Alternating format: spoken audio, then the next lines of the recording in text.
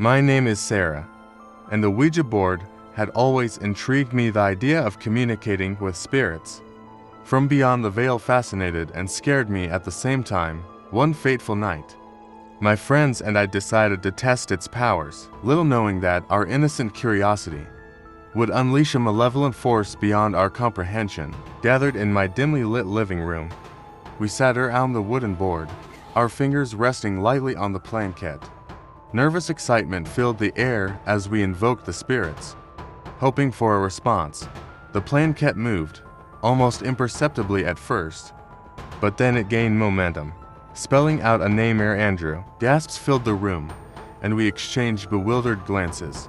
None of us knew anyone named Andrew who had passed away. We decided to continue asking questions that only a departed soul would know. The answers we received were chillingly accurate details of past events, secrets we had never shared with anyone. A sense of unease crept into our hearts, but the allure of the supernatural was too strong to resist. As the night wore on, the atmosphere grew heavy, and a strange sense of foreboding settled in the room. Andrew's responses turned cryptic, and the planchette seemed to move with a malevolent force of its own. My friend, Lily, asked, "Andrew, are you still with us?" The planchette spelled out "never leave." A shiver ran down my spine, and I felt a sudden urge to end the session, but the board seemed to hold us in its grasp. It moved with increasing intensity, spelling out ominous phrases and warning us of dire consequences if we dared to leave. Terrified, we asked, "What do you want from us, Andrew?" The planchette spelled out a single, bone-chilling word: everything. The air seemed to grow colder, and a sense of dread weighed heavily upon us. We knew we had to end the session, but the planchette wouldn't let us go. It moved with a force that defied our attempts to break free. As fear consumed us, the planchette spelled out a sinister message: "One must stay." Panic set in, and we frantically tried to pry our fingers from the planchette, but it clung to us with a relentless grip.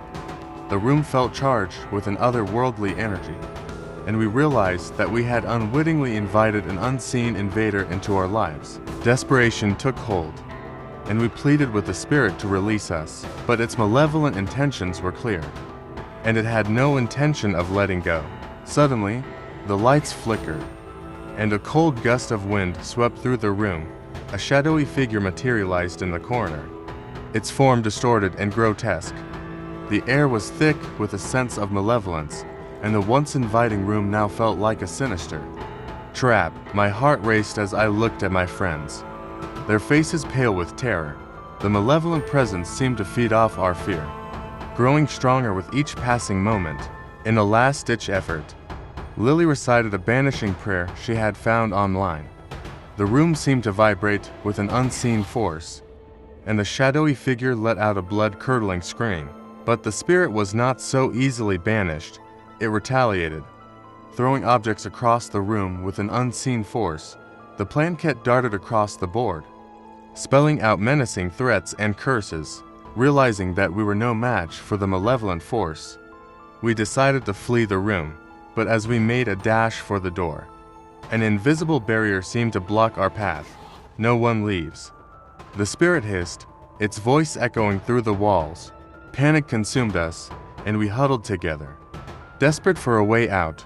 I could feel an invisible presence closing in around us, its chilling breath on the back of my neck. In a moment of clarity, I remembered reading about a ritual to close the Ouija board session properly. I mustered my courage and recited the words with trembling lips, calling upon the spirit to return to the realm from whence it came. For a moment, the room fell silent, and the malevolent presence seemed to waver. But then, with a burst of malevolence, it lunged at us with a renewed ferocity, shouted the words again and again.